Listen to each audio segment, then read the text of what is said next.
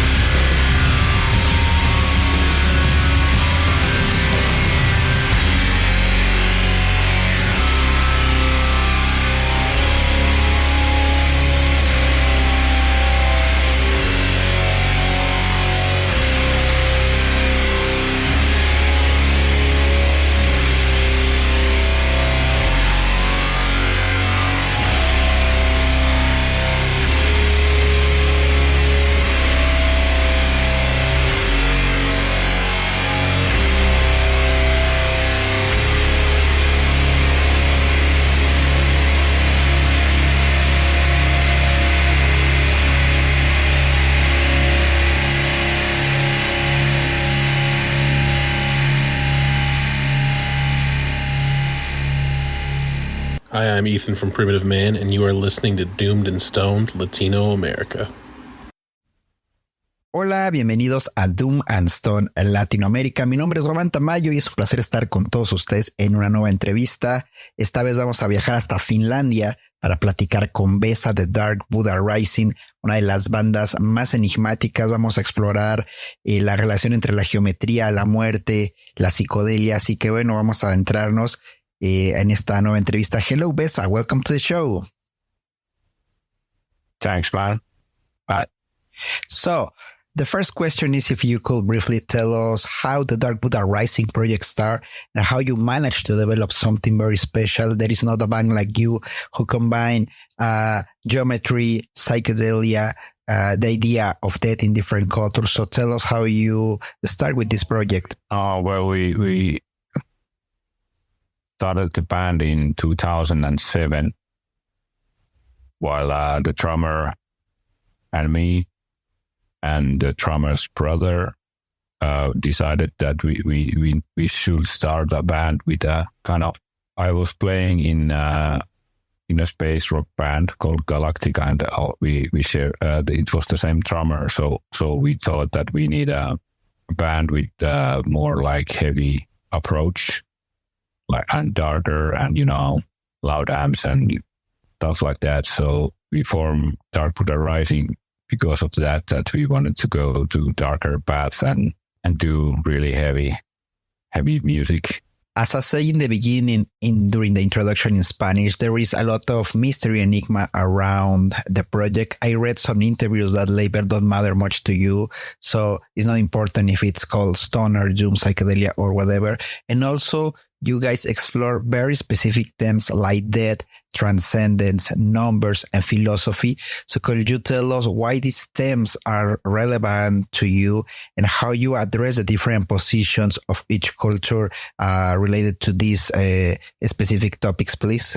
I have been intrigued by this kind of symbolism and numerology and sacred geometry, it has had an effect on me from my early teenage years when when these things kind of start to interest. So as long as I remember, has always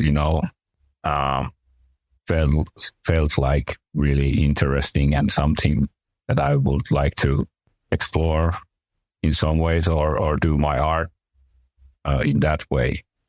So I don't know, it's for me it's easier to think about like geometry and things like that when you think about the universe or our existence.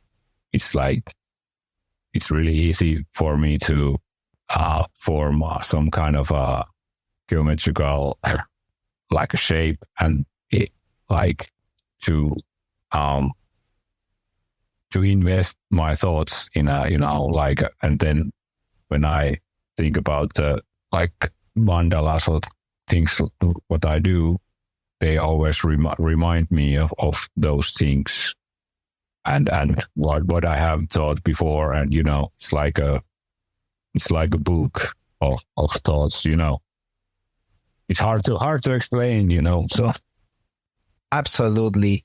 It's very difficult to explain, even to imagine the way that you see the world through numbers and geometry. Once a mathematician told me that the entire world was based on numbers. In the world or Dark Buddah Rising, the triangle is very important. I once read that it had a strong connection with Gurdjieff. So could you explain this to us?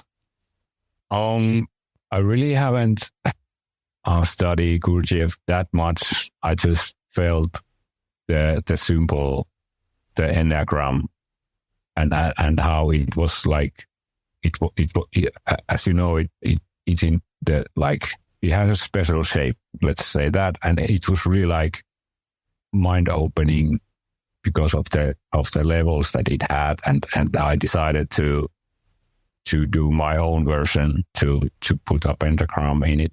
And because of the triangle, I always have been very interested, and it explains a lot because and when you have like 3 triangles, it's like it multiplies, and it's the number 9 has been following me a lot of my art, and especially in Buddha, it's really important number, and the multiples of when you like when I do the mandalas, it's somehow connected to 3 or 9, and there has been a lot of those mandalas that I've been like adding 3 upon it, like 12 and 15 and so on. So it's kind of,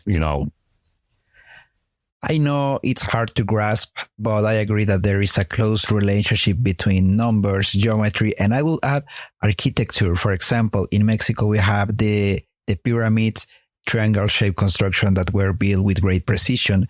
These buildings were focused on astronomy, accurately calculating solstices and other phenomena. I definitely agree with you. Yeah, and I was lucky enough that I had chosen the 9 or 12 or 15. It's really the shape.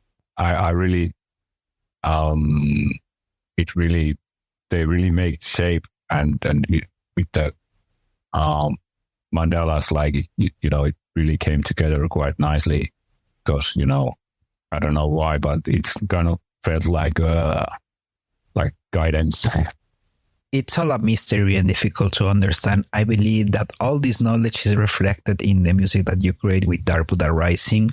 Something that I appreciate is that you have incorporated knowledge from different cultures regarding to geometry, numbers, philosophy, and the idea of death. By exploring different perspectives from various cultures, have you ever found an answer or viewpoint to satisfy you? I don't specify my where I take them. It's as long as it's like inspiring and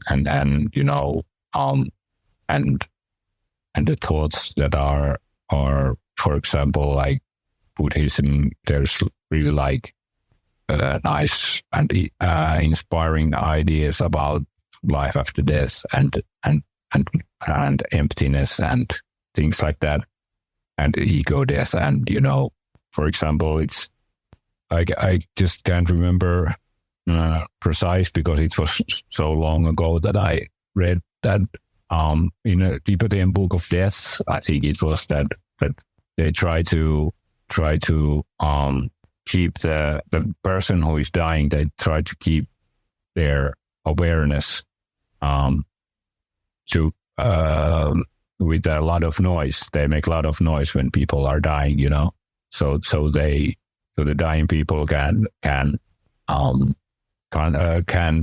remain conscious as long as possible. You know what I mean? So in order to, I took that idea, and it kind of fits for us because we play so loud with our amplifiers and stuff. So it became like this, this kind of an idea for us to continue our consciousness with the loud music. You know what I mean? And it has a like impact on people, of course, because it's so overwhelming. It comes in certain volumes, and for us, it's just really, really important for us to be kind of shocked with the volume, to be to like kind of experience this kind of out of body experience, be like in this kind of state. It's amazing to hear this. I think that's why Dark Buddah Rising is such a special band. It's not music made for masses, and I hope someday I can see you live. That will be really amazing. A dream come true, to be honest.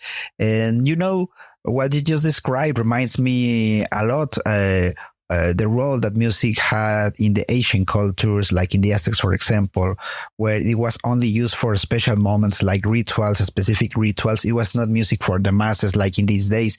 So Dark Buddah Rising reminds me, or the music of Dark Buddah Rising reminds me to that. So that's pretty cool, I think. And well, speaking of this, in Mexico, we live close to the dead. due to the high levels of violence, kidnaps, etc., heavy stuff. So we worship that as if there was a saint like Virgen Virgen de Guadalupe or Jesus Christ, etc. Despite this, the cult of death for Mexicans surrounded by happiness. Every year we perform rituals for our loved ones to visit us. Like in this movie, Coco, I know if you haven't had the chance to see Coco, it was pretty popular. But well, what do you think about the way that Mexicans view death? Well, of course, it's... I always see it's this kind of transcends, to the other, because it's as we know, it's inevitable, and it will happen sooner or later.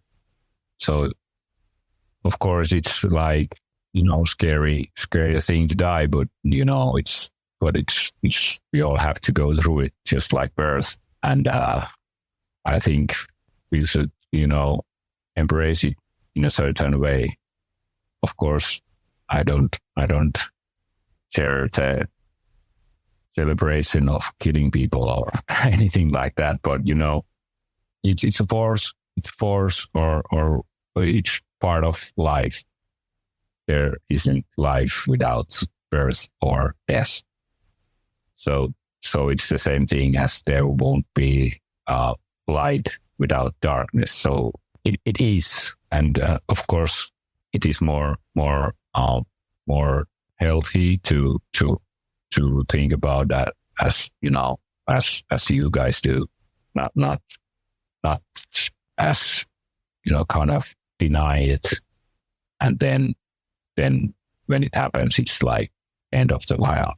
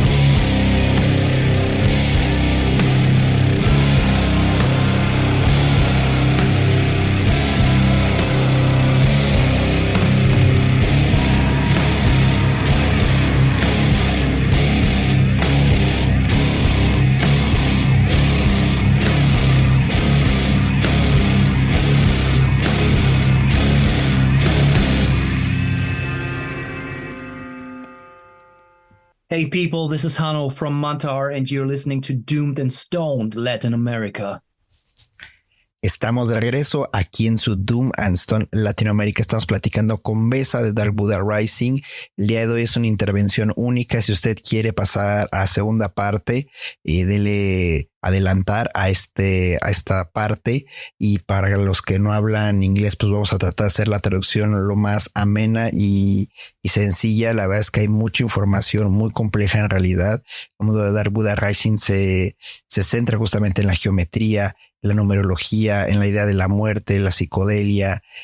Bueno, es un mundo muy complejo y el cómo lo explica Vesa también lo es. Por supuesto, le preguntamos sobre la banda, cómo se formó, cómo decidieron crear este proyecto tan especial. Y dice, bueno, empezamos la banda en 2007, entra con el baterista y su hermano justamente.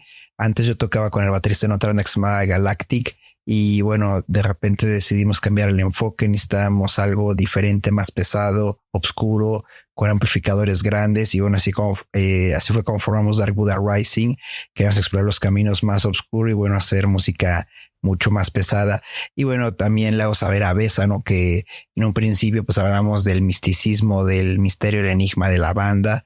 Y pues bueno, ellos, he leído yo en entrevistas que a ellos no les importa mucho las etiquetas que les pongan, si es Doom, si es, no sé, Stoner, si es psicodelia o como quieran llamar, a ellos no les interesa realmente eso. Pero bueno, ellos sí exploran, como les dije, temas muy específicos como son la muerte, la trascendencia, los números y la filosofía. Así que le pregunto a Vesa, ¿por qué te interesaste en este tipo de temas tan específicos y cómo has podido ver la relación de estos conocimientos a través de las diferentes culturas? Y dice, bueno, la verdad es que yo me estuve muy intrigado por el tema del simbolismo, la numerología y la geometría sagrada desde que era adolescente. Y dice, siempre me pareció muy interesante estos temas, siempre quise explorarlo y hacer de esto mi arte. Entonces, para mí, pues bueno, es bastante fácil pensar en la geometría y al mismo tiempo pensar en el universo y nuestra existencia. Y sí es complicado de explicar esto, pero pues bueno, yo le digo que sí es, bueno, ahí le hago saber que sí es complicado porque no es tan fácil entender eso. Y le pongo como un ejemplo, ¿no? Que en México tenemos pues una relación bastante cercana entre la numerología, la geometría y la arquitectura. Por ejemplo, lo podemos ver en las pirámides, que son semitriangulares. Y pues bueno, el nivel de construcción es muy preciso.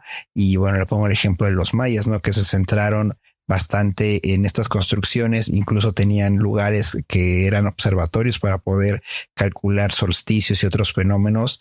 Entonces, pues ahí hay una conexión sin duda entre todos estos temas. A pesar de que Vesa lo trata de explicar y dice que es muy complejo, creo yo que en esa complejidad hay algo de verdad. Y una vez que uno empieza como a hilar por ahí todo, es cuando podemos descubrir pues cosas increíbles. Y pues bueno, alguna vez pues le hago también ahí la pregunta, ¿no? Siguiendo con esta logística de los números y de las figuras geométricas, alguna vez le cuento que un matemático me dijo que todo el mundo está basado en números. Y pues bueno, en el caso de Dark Buddah Rising, por ahí leí que es muy importante el triángulo de Gurdjieff, pensador muy, muy importante, que si no lo conocen, por favor, googleenlo, George Gurdjieff. Entonces, pues bueno, dice, en realidad yo no he estudiado a fondo a Gurdjieff, dice, pero siento que el simbolismo y el triángulo era algo que embonaba en lo que yo estaba trabajando, en lo que yo estaba viendo y explorando. Así que bueno, para mí fue muy revelador saber que el triángulo tenía diferentes niveles y significados. Y bueno, desde mi propia versión, a partir de ahí yo creé o diseñé un pentagrama basado en las ideas de Gurdjieff. Y bueno, este pentagrama es este triángulo que lo podemos ver en mucho de la iconografía de la banda de Dark Buddah Rising. Y dice, pues bueno, es como complicado porque aquí habla de una fórmula matemática y dice, cuando tienes tres triángulos y los multiplicas, pues bueno, es el 9. Y bueno, el 9 es un número que ha estado siempre en mi arte, es algo que ha seguido a la banda Dark Buddah Rising, es un número muy importante y por supuesto también lo son sus múltiplos. Así que bueno, cuando hago mis mandalas están de alguna manera conectados con el número 3 y el 9.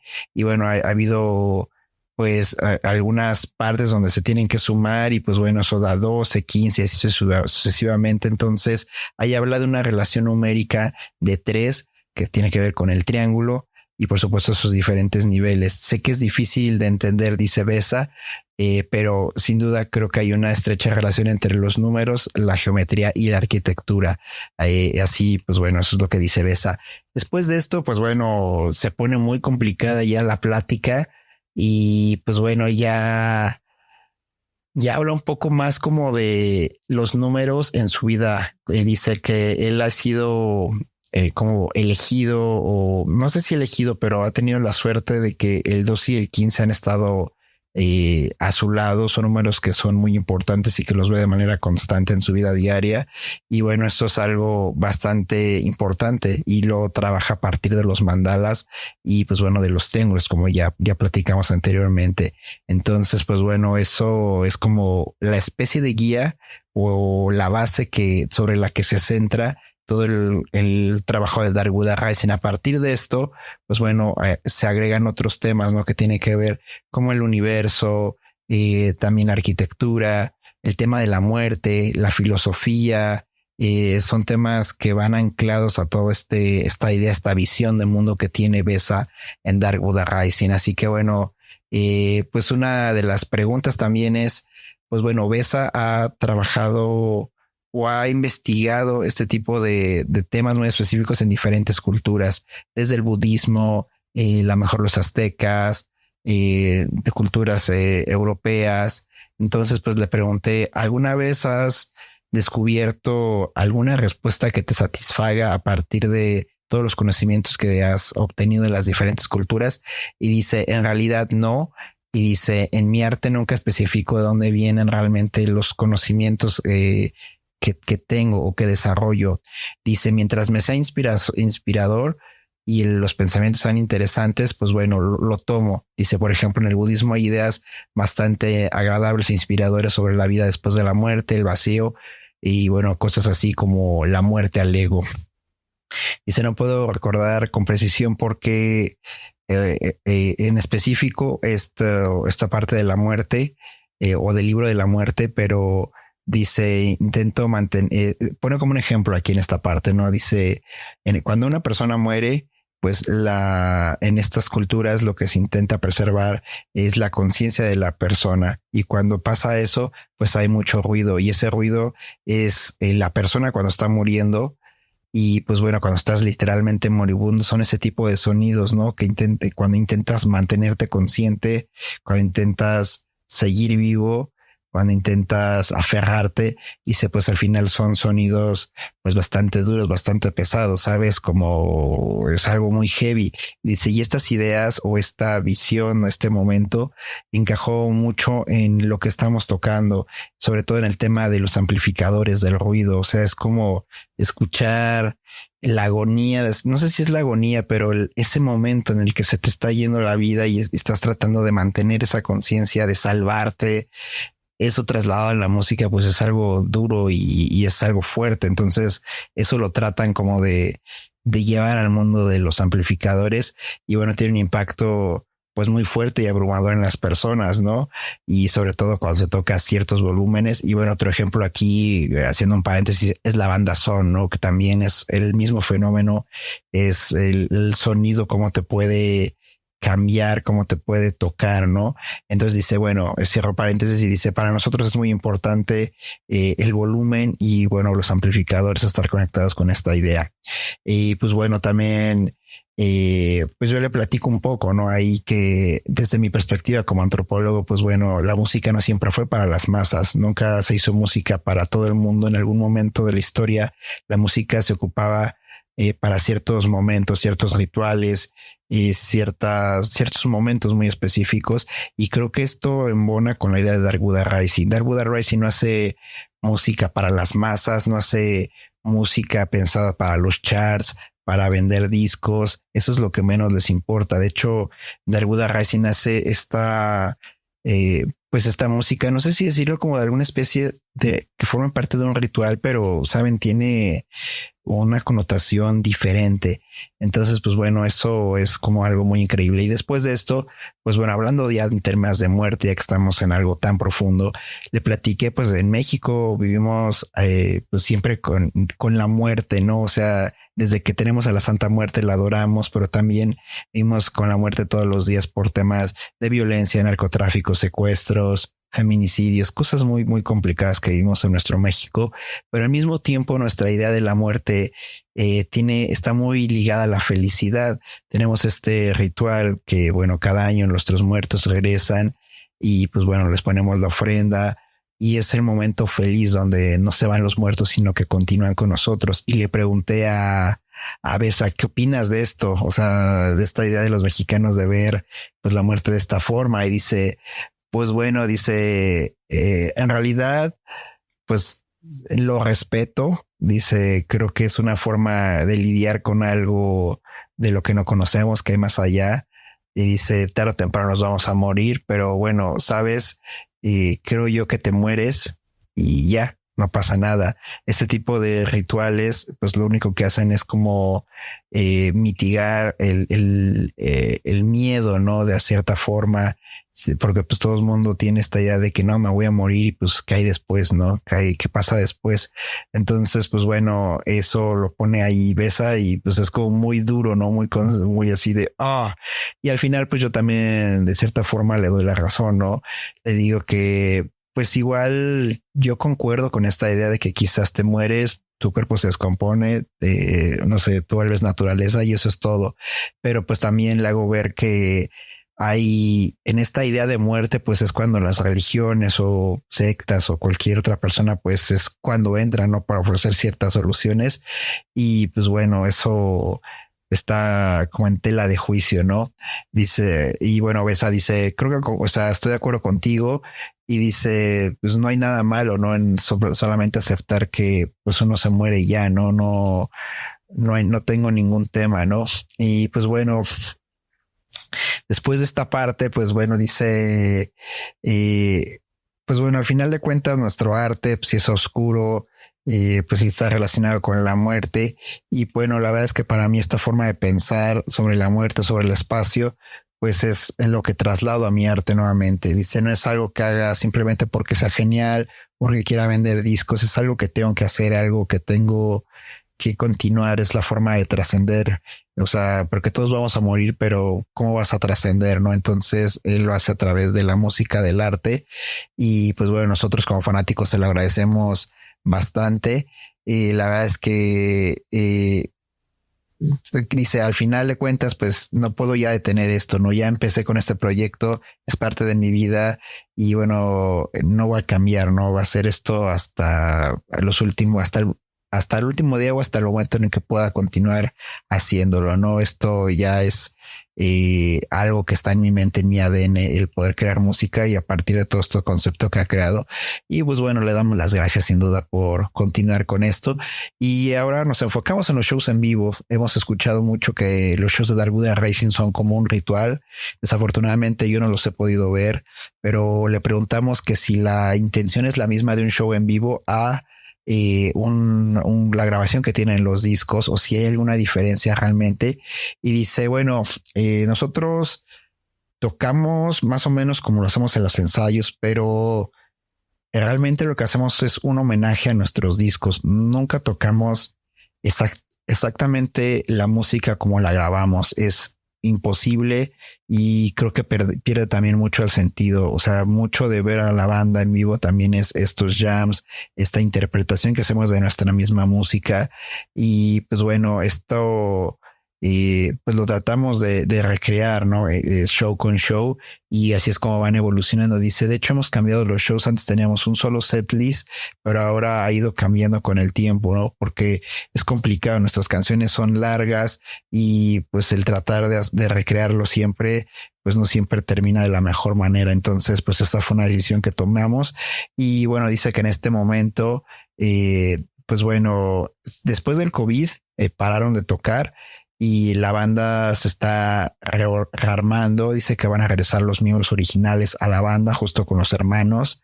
Dice, es como el punto cero, ¿no? A partir de aquí va a haber un nuevo Dark Buddah Rising.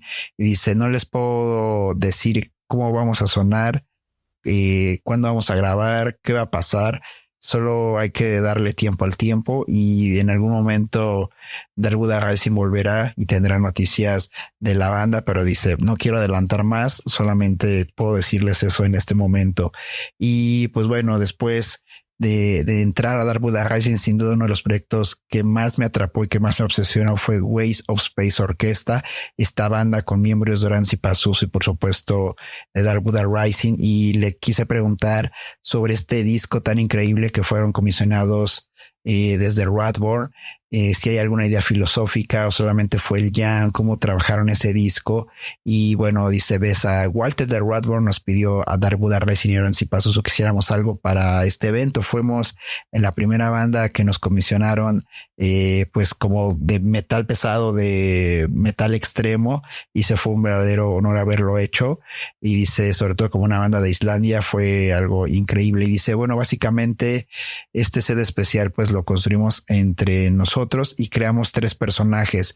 Dice, estaba el chamán, que era yo, el buscador y el poseedor. Así que bueno, a partir de estos 3 personajes es como se funda la historia de Dark Buddah Rising y sobre la cual van montando todas las canciones, ¿no? Entonces estos personajes van a través de un mundo buscando algo más, de esta búsqueda del sí mismo, pero también del trascender, del convertirse en algo más. Así que pues bueno, se convierten al final en esto que se llama Alteos, que es una especie como de ser gigante, como un ser consciente, ¿no? Entonces como suman esfuerzos y llegan a este punto de la conciencia.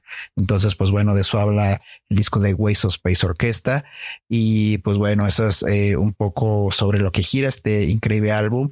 Y también lanzaron un video muy increíble. Y pues bueno, le preguntamos sobre este video y justo cuando estábamos en esta parte empezamos a tener algunos problemas de conexión.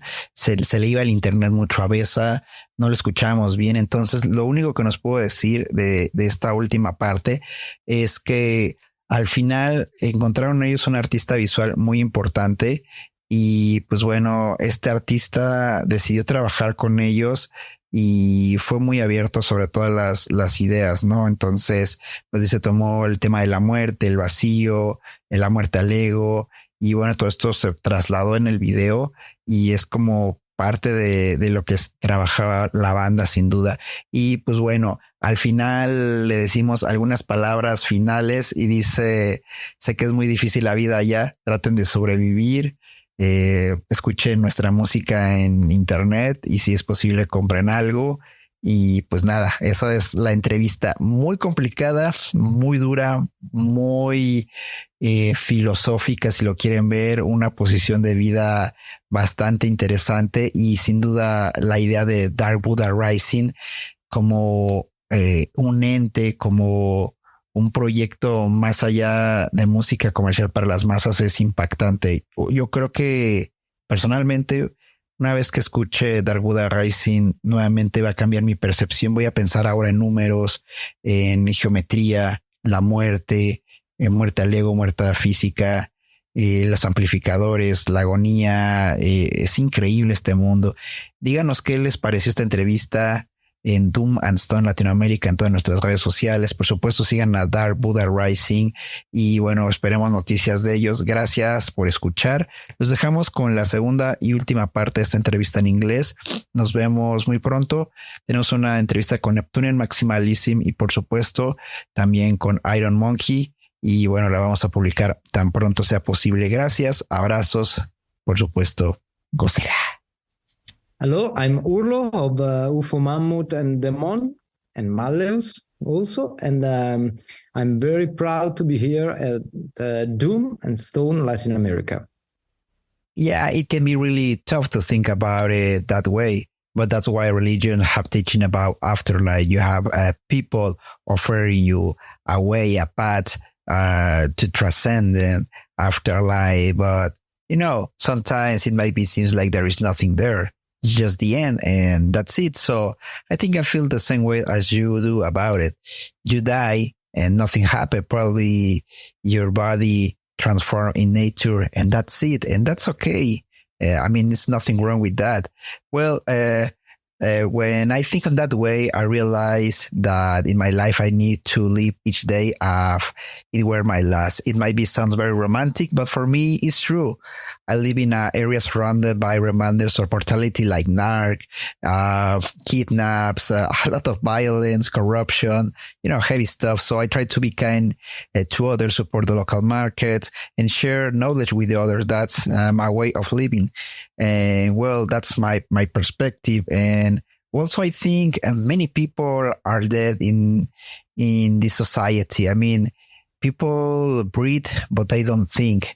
They just buy stuff or watch TV, go to the cinema, and that's it. They don't think about the surrounding, about the society.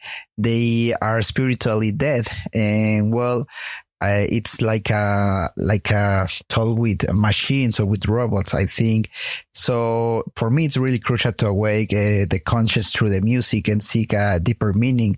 And that's why I connect with Dark Buddah Rising. I'm not sure if that's the message you guys intend, but that's how your music resonates with me.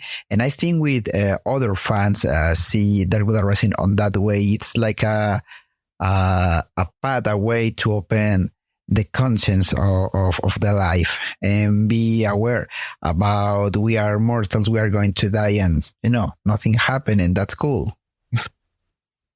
Yeah, of course it is part of it for real, because this is our art, and this is and for me especially, this is my way to think about these things like life and death and space and whatever. Because I channel everything into my art. It's not something that I just do because it's cool or whatever. It is something that I have to do. I don't have any options, because I will be dead, as you say. If I can't do it. Of course, I always will do it, even with, without bands or whatever.